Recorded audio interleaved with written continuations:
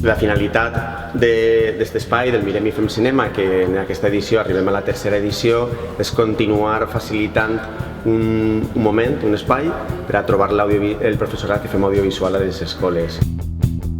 Des de la Conselleria sempre hem tingut molt clar que s'ha de visibilitzar tot el treball que els mestres estan fent a les classes, a les aules.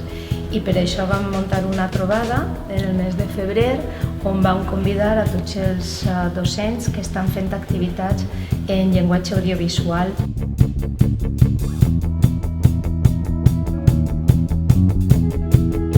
Potenciant també unes competències diferents d'alumnes que potser en un sentit més curricular, més acadèmic no tenen i ofereix unes potencialitats de treball molt interessants a l'audiovisual.